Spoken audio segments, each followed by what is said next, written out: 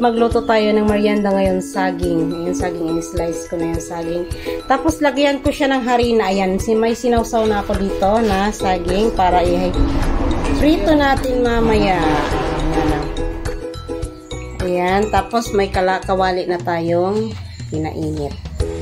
Diyan natin ilalagay. Ayan, mainit na yan. Kanina pa yan. Ayan, usok-usok na.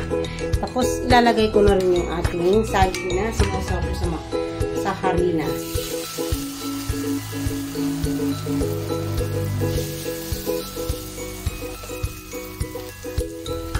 Hindi ko na ginawang pinay-pie.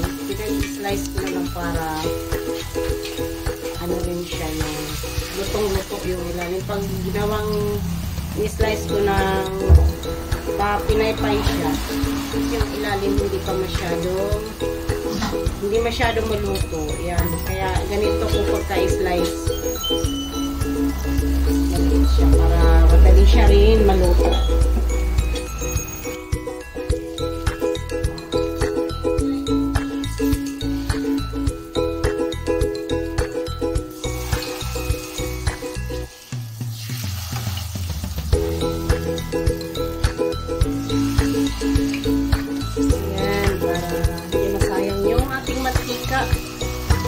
Pagkasyahin natin ng marami.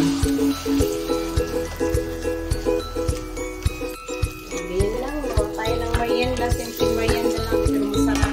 Napaka-organic.